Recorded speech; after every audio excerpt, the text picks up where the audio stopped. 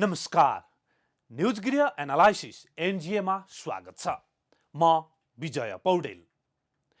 सरकार विद्यार्थीलाई पुस्तक दिन सक्दैन, बिरामीलाई औषधि दिन सक्दैन, किसानलाई मल दिन सक्दैन, किसानलाई उत्पादनको मूल्य दिन सक्दैन, बेरोजगारलाई रोजगार दिन सक्दैन, प्रभावितलाई न्याय दिन सक्दैन, नागरिकलाई नागरिकता दिन सक्दैन। अनि दिन चाहिँ के सक्छ त यो सरकार? बालुवाटारमा भोका नाङ्गा जनताको पहुँच हुन्छ कि कसको पहुँच हुन्छ? आजको एनजिएमा हामी यसै विषयमा एनालाइसिस गर्दैछौँ। यसै गरी एनालाइसिस गर्दैछौँ अहिले किन नागरिकता विधेयकमा सरकार जोडतोडका साथ लागेको छ भनेर। कार्यक्रमको सुरुवात गरौँ आजको समाचार हाइलाइट्सबाट।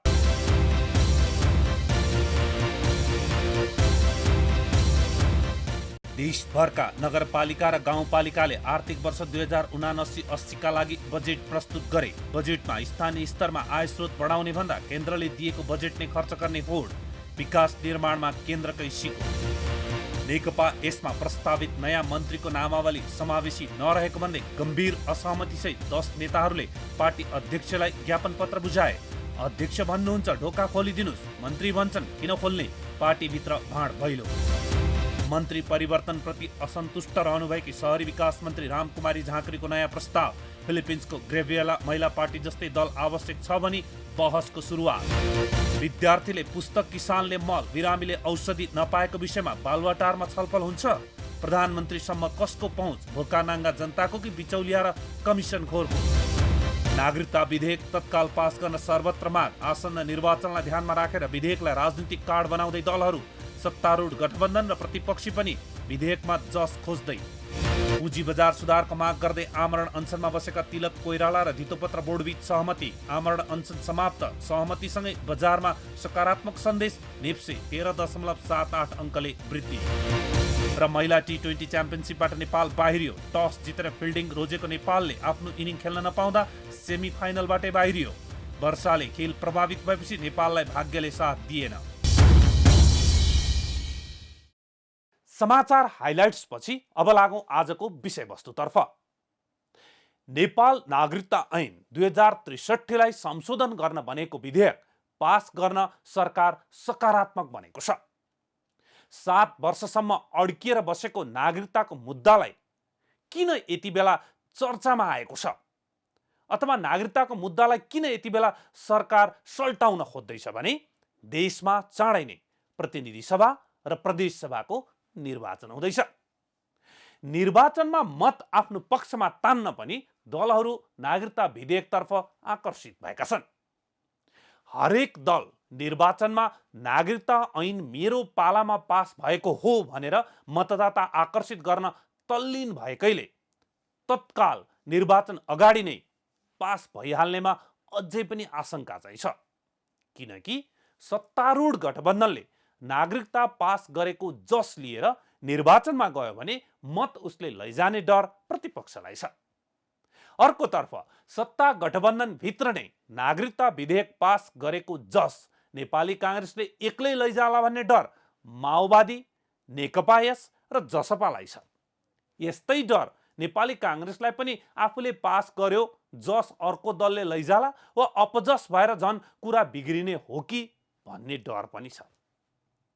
यति कुरा किन गरेको भने हामी कहाँ अति आवश्यक मुद्दालाई पनि राजनीतिक जोड घटाउका दृष्टिकोणले हेर्ने गरिएको छ।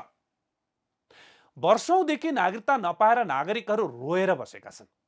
संविधानले दिएको अधिकार प्राप्त गर्नबाट कानुन निर्माण नहुँदा उनीहरू वञ्चित भइरहेका छन्। तर दलहरू नागरिकता विधेयकलाई राजनीतिक कार्डका रूपमा उपयोग गरिरहेका छन्। यही कारण हो सदनदेखि सडकसम्म नागरिकता विधेयकको माग हुँदा पनि सभामुख र सरकार सुनेको नसुनै गरिरहेका छन्। प्रतिपक्ष पनि सरकारले विधेयक ल्याएको छैन, हामी के गरौँ भनेर पन्छिरहेको छ। तर यसैबीच निर्वाचन कार्डकै रूपमा सही नागरिकता विधेयक संसदबाट पास गर्न सुरु भएको छलफल र संवादसँगै नागरिकताबाट वञ्चित लाखौं नागरिकले ढिलो भए पनि नागरिकता पाउने झिनो आशा भने पलाएको छ। सरकार नागरिकता विधेयकको प्रक्रिया संसदमा अघि बढाउन तयारीमा जुटेको छ। विधेयक अलपत्र परेको भन्दै सडकदेखि सदनसम्म आवाज उठेपछि तत्काल निर्णय गर्न सरकारलाई दबाव परेको हो। विधेयकका विषयमा पछिल्लो समय प्रधानमन्त्री शेरबहादुर देउवाले खुलेर बोल्दै आउनु भएको छ। निर्वाचनको मिति घोषणा गर्नु अघि नै संसदबाट विधेयक पारित गर्ने गृह कार्यमा रहेको सरकार सम्भव भएसम्म सहमतिमा बहुमतको प्रक्रियाबाट अघि बढाउने तयारीमा छ। गृहमन्त्री बालकृष्ण खाँडले सहमतिकै आधारमा नागरिकता विधेयक अघि बढाउन प्रतिपक्षी दलसँग समेत छलफल गर्नुभएको छ। तर गृहमन्त्री खाँड र कानुन मन्त्री गोविन्द प्रसाद शर्मा कोइरालाले एमाले अध्यक्ष केपी शर्मा ओलीसँग खास छलफल नभएको तर्क एमालेका नेताहरूले गरेका छन्। उनीहरूको भनाइ छ प्रतिपक्षसँग बसेरै गम्भीर छलफल गर्नुपर्छ। नेताहरूले विधेयकलाई प्रक्रियामा लैजाँदा गठबन्धन सरकार एकलौटी ढङ्गले अघि बढेको गुनासो गर्दै आएका छन्। नेकपा एमालेका अध्यक्ष केपी शर्मा ओलीले बुधबार एक कार्यक्रममा नागरिकता विधेयकमा सरकार एकलौटी रूपमा अघि बढिरहेको आरोप समेत लगाउनुभयो। यो सरकार बनेपछि सिम्पली भन्ने हो भने संवाद छैन। 46 सालपछि यस्तो संवादहीनता कुनै पनि विषयमा प्रतिपक्ष त कन्स्टिट्युसनल प्रतिपक्ष हो भने प्रतिपक्षसँग पनि परामर्श पनि नगर्ने र सबै कुरा गोप्य राखिने र प्रतिपक्षका विरुद्ध जाने खालका कुराहरू त्यस्तो डेमोक्रेसीमा हुँदैन। त्यो संवादहीनताको स्थिति अरू धेरै अहिले म धेरै कुराहरूमा नछन्। विधेयक संसदमा अल्झिरहँदा जन्मका आधारमा नागरिकता पाएका व्यक्तिका सन्तान लामो समयदेखि नागरिकताविहीन बन्न बाध्य छन्। नागरिकता विधेयक छिटोभन्दा छिटो संसदबाट पारित गराउन जनता समाजवादी पार्टी जसपा र लोकतान्त्रिक समाजवादी पार्टी लोसपाले सरकारलाई दबाब दिँदै आएका छन्। सूचना तथा सञ्चार मन्त्री ज्ञानेन्द्रबहादुर कार्कीले समेत गठबन्धनको बैठकले संसदबाट विधेयक पारित गर्ने निर्णय भएको बताइसक्नु भएको छ। जन्मका आधारमा नागरिकता पाएका बाबु आमाबाट जन्मेका सन्तान नागरिकताबाट वञ्चित हुनु परेको उहाँको भनाइ छ। तत्कालीन सरकारले 2075 साउन 22 गते संसदमा दर्ता गरेको उक्त विधेयकमाथि छलफलका लागि 2075 भदौ 4 गते प्रतिनिधि सभाको राज्य व्यवस्था तथा सुशासन समितिमा पुगेको थियो। प्राप्त संशोधन सहित दफावार छलफलका लागि प्राप्त विधेयक समितिले 22 महिना छलफल गरी 2077 असार 9 मा प्रतिवेदन सहित संसदमा फिर्ता गरेको थियो। तर तत्कालीन प्रधानमन्त्री केपी शर्मा ओलीले असंवैधानिक तवरले संसद विघटन गरेपछि विधेयक अघि बढ्न सकेको थिएन। उनै ओलीले दोस्रो पटक संसद विघटन गरेपछि अध्यादेश मार्फत नागरिकता विधेयक ल्याउनु भएको थियो। तर उक्त अध्यादेश सर्वोच्चले संसदबाटै कानुन बनाउनुपर्ने भन्दै खारेज गरिदिएको थियो। लामो समय सत्ता सञ्चालन गर्दा नागरिकता विधेयक पारित गराउन अनिच्छुक देखिनुभएका ओली दलभित्रको विवादका कारण सत्ता धरापमा परेपछि सत्ता बचाउने राजनीतिक कार्डका रूपमा नागरिकता विधेयक प्रयोग गर्नुभएको थियो। 2,50,000 भन्दा बढी युवाहरू नागरिकता सहित पहिचानको खोजीमा रहेका छन्। सरकारले नागरिकता विधेयकलाई फास्ट ट्र्याकबाट पारित गरी नागरिकता वितरणको व्यवस्था मिलाओस् भन्ने आग्रह गर्न चाहन्छु। सभामुख महोदय, राज्य व्यवस्था तथा सुशासन समितिबाट नागरिकता विधेयक पास भएर सदनमा आइसकेको छ, तर सदनमा अझ पनि छलफल भएको छैन। त्यसैले गर्दाखेरि छिटोभन्दा छिटो सदनमा ल्याउनको लागि सम्बन्धित निकायको ध्यान आकर्षण गर्न चाहन्छु। कोही पनि नेपाली नेपालको नागरिकता पाउनबाट वञ्चित नहोस् र कोही पनि विदेशीले नेपाली नागरिकता नपाओस्। सभामुख महोदय, आधारभूत रूपमा पाउनुपर्ने नागरिकताको अधिकारबाट लाखौँ नेपाली छोराछोरीहरूले अनागरिक भएर बस्नु परेको छ। नागरिकता बिना बैंक कारोबार हुँदैन, कुनै पेसा व्यवसाय गर्न सकिँदैन, विदेशमा जान पासपोर्ट बन्दैन। त्यसैले ट्यालेन्ट विद्यार्थी विदेशमा गएर पढ्न पाइरहेका छैनन्, विदेशमा काम गर्न जान पाइरहेका छैनन्। कुनै पनि कार्य गर्न नागरिकता चाहिन्छ। नेपाली भएर पनि नागरिकता नपाउँदा अनेक पीडाहरू भोग्नु परिरहेको छ। त्यसैले वास्तविक नेपाली नागरिकहरूलाई नागरिकताबाट वञ्चित हुन नपरोस्। नेपाली भएर पनि नेपाली नागरिकताविहीन नागरिकहरूको पीडा हटाउन तुरन्त नागरिकता विधेयक पारित गरियोस् भन्ने सरकारलाई माग गर्न चाहन्छु। हस्त धन्यवाद। उच्च शिक्षाका लागि विदेश जाने विद्यार्थीहरू र रोजगारका लागि विदेशमा जाने भाइहरूको नागरिकता नभएको र उनीहरूको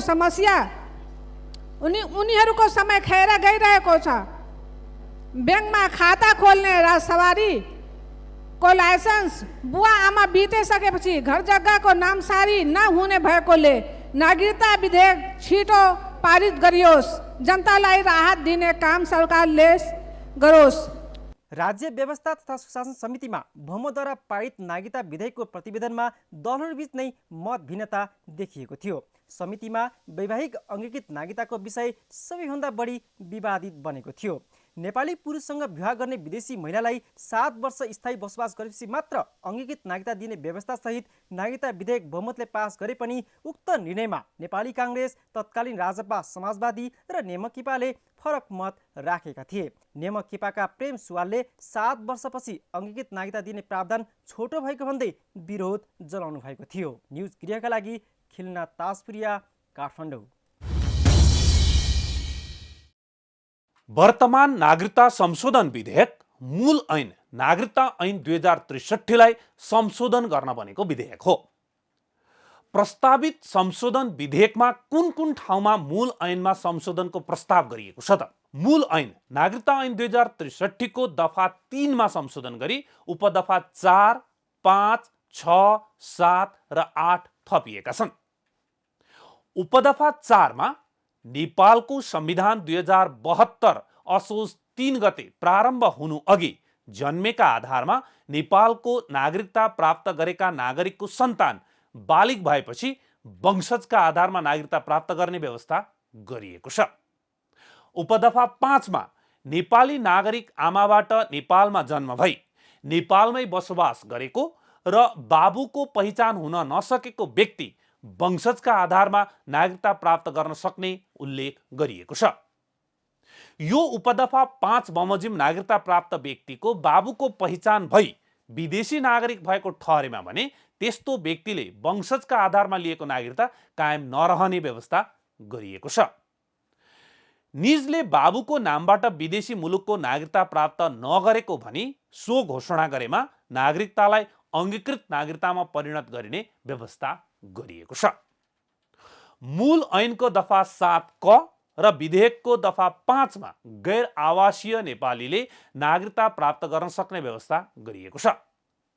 विदेशी मुलुकको नागरिकता प्राप्त गरी दक्षिण एसियाली क्षेत्रीय सहयोग संगठन सार्कको सदस्य राष्ट्र बाहेकका देशमा बसोबास गरेको र साबिकमा वंशजको वा जन्मको आधारमा निज वा निजको बाबु वा आमा, बाजे वा बजै नेपालको नागरिक रहेपछि विदेशी नागरिकता प्राप्त गरेको व्यक्तिले राजनीतिक अधिकार बाहेक आर्थिक, सामाजिक र सांस्कृतिक अधिकार उपभोग गर्न पाउने गरी गैर आवासीय नेपाली नागरिकता प्राप्त गर्न सक्ने व्यवस्था गरिएको छ। अब लागौं बालुवाटारमा के हुन्छ भन्ने सवालतर्फ। देशमा समस्याका चाङ छन्। समस्या यस्ता छन् कि यी विषयमा प्रधानमन्त्री, मन्त्री, कर्मचारीले विज्ञहरू सहित राखेर 24 घण्टा छलफल गर्नुपर्ने अवस्था छ। के बालुवाटारमा यस्तो छलफल हुन्छ त? नेपाली काङ्ग्रेसका सांसद अमरेश कुमार सिंह भन्नुहुन्छ, बालुवाटारमा उहाँहरू प्रवेश गर्न महिनौं कुर्नुपर्छ, तर बिचौलिया र कमिसन खोरहरू सहजै प्रवेश पाइरहेका हुन्छन्। लोकतन्त्रलाई जनताले जनताद्वारा र जनताकै लागि निर्माण गरेको व्यवस्था भनिन्छ। नेपालका विश्वविद्यालयहरूमा पनि यो सिद्धान्तको अध्ययन अध्यापन गराइन्छ। नेपालका राजनीतिक नेतृत्व, मन्त्री, सांसद, कर्मचारी तन्त्र लगायत सबै यसबाट दीक्षित पनि छन्। तर के यो नेपालमा लागू भएको छ त? जनताले चुनेका प्रतिनिधि स्वयं जनतालाई नै मारेर कुर्सीमा मुसु मुसु हाँसेर बसिरहेको हामी देखिरहेका हुन्छौँ। लोकतन्त्र र संघीयता नेपालमा आएको दशकौं हुन लाग्यो, तर जनताले चौतर्फी रूपमा महँगी, अव्यवस्था, बेरोजगारीको सामना गर्नु परिरहेको छ। यसमा समय लाग्छ भनौँ भने एकातिर नयाँ व्यवस्था आएकै दशकौं हुन लागिसक्यो, अर्कोतर्फ सुशासन दिन त समय नै लाग्दैन नि। सुशासन दिन त केही पनि चाहिँदैन नि, मात्र इच्छा शक्ति भए पुग्छ।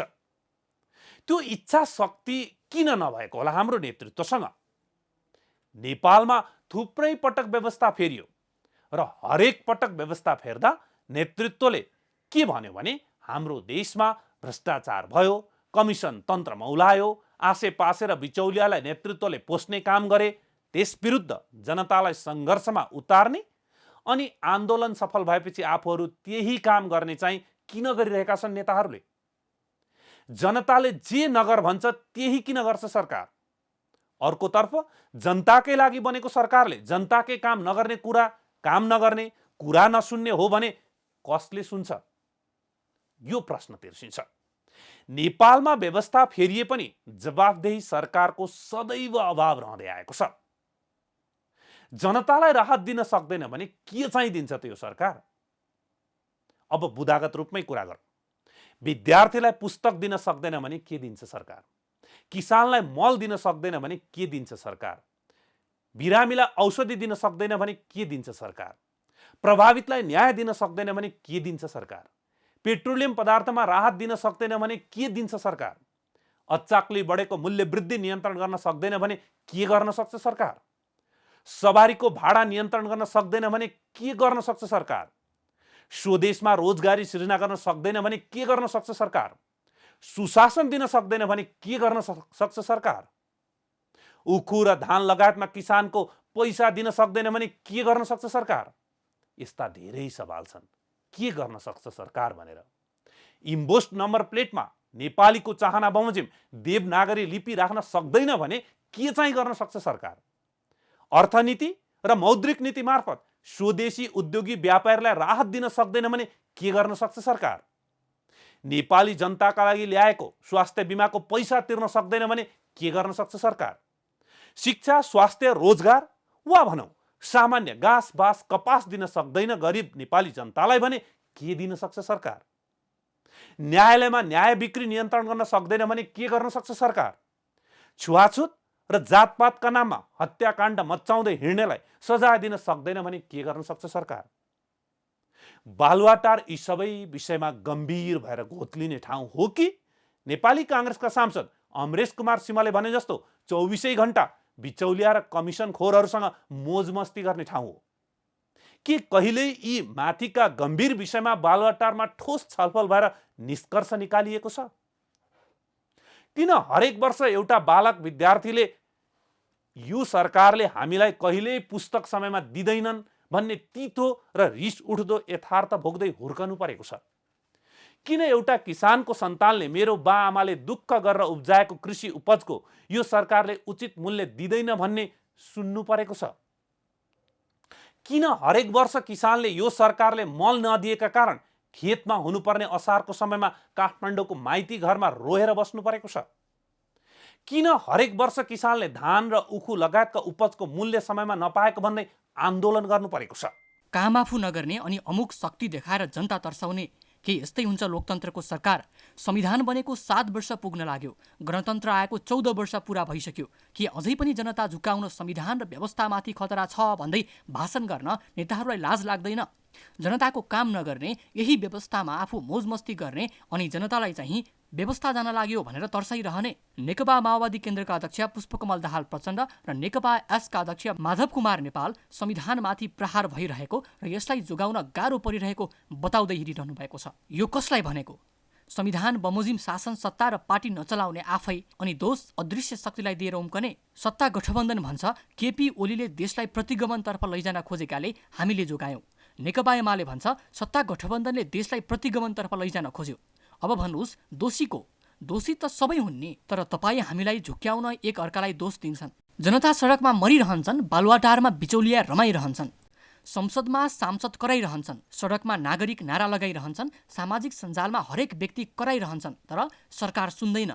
एसपीपीमा आफैले गरेका वा आफ्नै पालामा भएका विषय थाहा पाउँदैनन् दलका नेतृत्व, अनि एक अर्कालाई दोष दिन्छन् र देशको अन्तर्राष्ट्रिय बेइज्जत गर्छन्।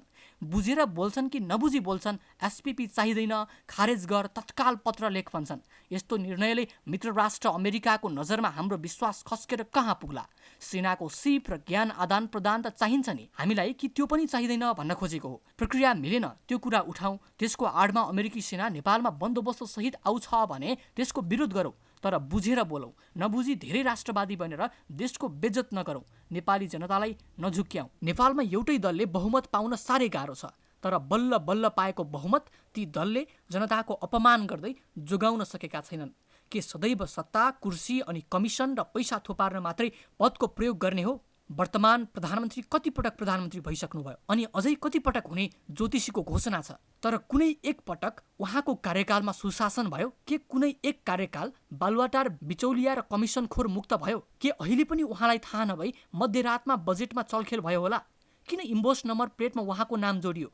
किन सेनेटरी प्याडमा उहाँकै नाम जोडियो? मध्यरातमा अनाधिकृत रूपमा बजेट चलाउँदा होस् या दिन दहाडै मन्त्रीले घरमै गएर नागरिक कुट्दा होस् वा अश्लील गाली गलौज र हातपात गर्दै मन्त्री हिँड्दा होस्, कतै कारबाही हुँदैन। सत्ताको अङ्कगणितका नाममा उन्मुक्ति पाउने कस्तो व्यवस्था हो यो? पार्टीको नेता कार्यकर्ता भए सबै कुरामा उन्मुक्ति, कानुन पनि नलाग्ने। यस्तो उन्मुक्ति त राणा शासनको पालामा उनीहरूले मात्र पाउँथे। के अहिले त्यस्तै व्यवस्था हो? झन् गठबन्धनको भए त सत्ता ढल्छ भनेर तै चुप मै चुप। सरकार कसको? जनताको कि बिचौलिया र कमिसनखोरको? आखिर किन नेताहरू कुर्सी र सत्ताको लोभमा मात्र राजनीति गरिरहेका छन्? देशको सीमामा पनि राजनीति, कूटनीति र परराष्ट्र सम्बन्धमा पनि राजनीति।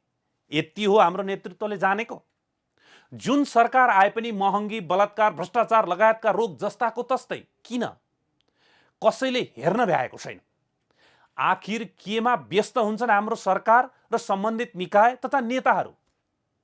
कुर्सीमा बसेर महँगो गाडी चढेर शानका साथ हिँड्ने मात्र सरकार र सरोकारवालाहरूको काम हो कि नेपाललाई सुदृढ बनाउन पनि काम हो? हालै नेपालमा एमसीसी, एसपीपी, हदम्याद, इम्बोस प्लेट, करको दरमा चलखेल, पेट्रोलियम पदार्थको मूल्य वृद्धि, किसानको माग, नवराज विकको माग, नागरिकता नभएका नागरिकहरूको माग लगायतका विषयले सडकदेखि सदनसम्म तात्यो। तर कुनै न कुनै बहाना गरेर यी सब विषयलाई छायामा पारिराखिएको छ। नेपाली जनताले चित्त बुझ्दो जवाफ पाएका छैनन्। आखिर यी मुद्दा नेपाली जनताको त हो नि, र यिनै जनताको सेवा गर्न दलहरू गठन भएका हुन् नि, सरकारमा पनि गएका हुन् नि। तर दलहरू यिनको सेवा नै गर्दैनन्। किन? बुझ्न गाह्रो छ। सत्तामा रहेर पनि 5 दलीय गठबन्धन घटकका नेकपा एस र जसपा काङ्ग्रेस माओवादीसँग असन्तुष्ट छन्। माओवादी काङ्ग्रेससँग असन्तुष्ट छ, तर सत्ता छाड्न कोही सक्दैन। उनीहरू सबैलाई केपी ओली आउँछ भन्ने डर छ। सोलेको गब्बर जस्तो क्या। सत्तारूढ गठबन्धनकै कार्यकर्ताहरू महँगी लगायतका विषयमा सडकबाट आवाज उठाइरहेको देख्छौँ। किन पार्टीका शीर्ष नेताहरू सडकमा भिन्न कुरा र सदनमा भिन्न कुरा अनि पार्टीभित्र भिन्न भिन्न कुरा गर्छन्? गम्भीर मुद्दामा बालुवाटारमा, सिंहदरबारमा कहिल्यै छलफल हुन्छ? गम्भीर मुद्दामा बालुवाटार, सिंहदरबारमा कहिल्यै छलफल हुन्छ? बुधबार काठमाडौँमा आयोजित एक कार्यक्रममा बोल्दै नेपाल राष्ट्र ब्याङ्कका गभर्नर महाप्रसाद अधिकारीले अत्याधिक आयात गरेर भएको विदेशी मुद्रा सञ्चिति समेत सिद्धाउँदै गएकाले अब आयात बराबरको विदेशी मुद्रा ल्याउन नसके नेपाल पनि श्रीलङ्काकै अवस्थामा पुग्ने बताउनुभयो। के यस अर्थमा अर्थ मन्त्रालयमा गम्भीर विषयमा छलफल भएको छ? के यस विषयमा देशका विज्ञहरू राखेर प्रधानमन्त्रीले बालुवाटारमा कुनै गम्भीर छलफल गर्नुभएको छ? के बालकोट र खुमलटारमा विज्ञहरू राखेर यस विषयमा गम्भीर छलफल भएको छ? छैन। देश जति हरितन्नम भए पनि मोज गर्न पाइएकै छ। अनि के गर्नु पर्यो छलफल? गभर्नर र अर्थमन्त्री बोलचाल नै बन्द भएको अवस्थामा छन्। बिचौलियाको स्वार्थमा मध्यरातसम्म मन्त्रालयमा चलखेल गर्ने अर्थमन्त्री यस्ता विषयमा के गर्दै हुनुहुन्छ? के त्यत्रो सशस्त्र विद्रोह यिनै बिचौलियाका लागि काम गर्न थियो? किसानले मल पाउँदैनन्, कसले ध्यान दिने? कृषि मन्त्री महेन्द्र राई यादव मल नेपालमै उत्पादन भए र आयल निगम जस्तै बिक्री वितरण गरे मात्रै समस्या समाधान हुन्छ भन्दै हिँड्नु भएको छ। धान रोप्ने बेलामा हरेक वर्ष मलको अभावले कृषि प्रधान देशका खेतहरू बाँझो हुने गरेका छन्। कृषि मन्त्रीहरू भने मन्त्री फेरिएपछि नयाँ नयाँ कुरा गर्दै हिँडिरहेका हुन्छन्। किसानहरू हरेक वर्ष आन्दोलन गरिरहेका हुन्छन्। सरकारी विद्यालयहरूमा समयमै पाठ्यपुस्तक राज्यले कहिल्यै पुर्याउन सक्दैन। शिक्षा मन्त्री देवेन्द्र पौडेल मतपत्र छाप्नु परेकाले र कर्मचारी निर्वाचनमा खटिएकाले समयमा पुस्तक छाप्न सकिएन भन्नुहुन्छ। कति लाजमर्दो कुरा। पेट्रोलियम पदार्थमा निरन्तर मूल्य वृद्धि भइरहेको छ। उद्योग वाणिज्य तथा आपूर्ति मन्त्री दिलेन्द्र प्रसाद बडु अन्तर्राष्ट्रिय बजारमा पेट्रोलियम पदार्थको मूल्य वृद्धि भएका कारण नेपालमा पनि वृद्धि गर्नु परेको बताउनुहुन्छ। यो कुरा कति सत्य हो? विज्ञहरू भन्छन् सत्य होइन, तर सत्य हो भने पनि जनतालाई राहत दिने विषयमा चाहिँ कुनै दृष्टिकोण छैन मन्त्रीज्यूको। अनावश्यक कर र कमिसन हटाएर राहत दिए हुँदैन। जनताको राहत भन्दा आयल निगम र व्यापारीको नाफाकै चिन्ता छ सरकारलाई। एकातर्फ पेट्रोलियम पदार्थको भाउमा पनि कमिसनको चलखेल, अर्कोतर्फ विद्युतीय सवारीमा पनि कमिसनको चलखेल। सरकार कसको? बिचौलिया र कमिसन खोरको कि जनताको? नेपाली युवाहरू विदेशिने क्रम जारी नै छ। देशमा सशस्त्र विद्रोह सुरु गरेपछि बढेको युवाहरू गाउँ गाउँमा बस्न नसकेर विदेशिने क्रम अहिले शान्तिकालमा पनि कायमै छ। के कहिल्यै ती युवालाई स्वदेशमा ल्याउने विषयमा बालुवाटारमा गम्भीर छलफल भएको छ? ती युवाहरू नेपाल आए भने सचेत छन् हामीलाई भोट दिँदैनन् भन्ने मानसिकता र उनीहरूको कमाइमा मोज गर्ने मानसिकताबाट बाहिर निस्कनु पर्दैन? अब विदेशमा रहेका कति सचेत छन् र भोटमा कति प्रभाव पार्छन् भन्ने त काठमाडौँ महानगरमा बालेनको उदयले देखाइदियो। यसबाट तर्सिएका दलहरू ती नेपाल नआए पनि हुन्छ उतै काम गरून् भन्ने सोच्छन्। यसकारण प्रधानमन्त्री र मन्त्रीज्यू अनि सचिवज्यूहरू पनि बालुवाटार र सिंहदरबारबाट बिचौलिया कमिसनखोरलाई तत्काल लखेटौँ। त्यहाँ नेपाली जनताका मुद्दामा गम्भीर छलफल गरेर समाधान निकालौँ। जनताको नेता बनौँ, बिचौलिया र कमिसनखोरको होइन। हस्त न्युज गृह एनालाइसिस NGA आजलाई यति नै। हामी सबैलाई बिदा दिनुहोस्। नमस्ते।